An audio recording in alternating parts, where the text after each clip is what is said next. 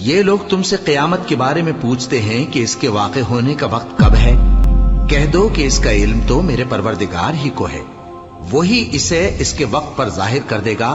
وہ آسمان اور زمین میں ایک بھاری بات ہوگی اور ناگہاں تم پر آ جائے گی۔ یہ تم سے اس طرح دریافت کرتے ہیں کہ گویا تم اس سے بخوبی واقف ہو۔ کہو کہ اس کا علم تو اللہ ہی کو ہے، لیکن اکثر لوگ یہ نہیں جانتے۔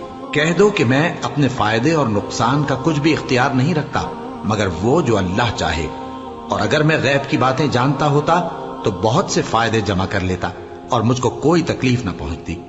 میں تو مومنوں کو ڈر اور خوشخبری سنانے والا ہوں۔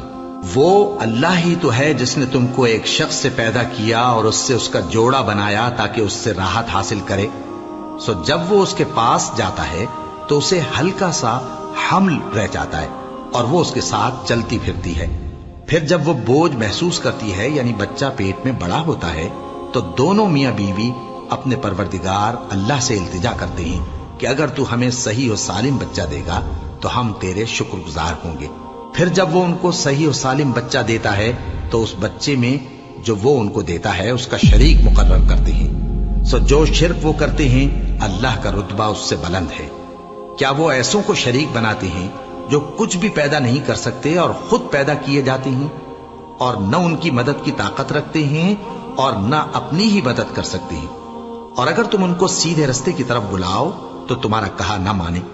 تمہارے لیے برابر ہے کہ تم ان کو بلاؤ یا چپ کے ہو رہو۔ مشرکو، جن کو تم اللہ کے سوا پکارتے ہو تمہاری طرح کے بندے ہی ہیں۔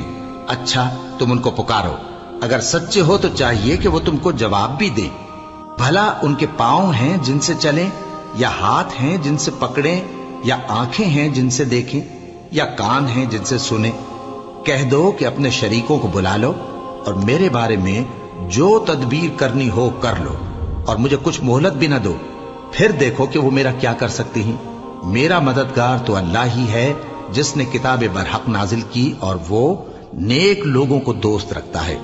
اور جن کو تم اللہ کے سوا پکارتے ہو وہ نہ تمہاری مدد کی طاقت رکھتے ہیں اور نہ خود اپنی ہی مدد کر سکتے ہیں، اور اگر تم ان کو سیدھے رستے کی طرف بلاؤ تو سن نہ سکیں، اور تم انہیں دیکھتے ہو کہ بظاہر آنکھیں کھولے تمہاری طرف دیکھ رہے ہیں مگر فی الواقع کچھ نہیں دیکھتے۔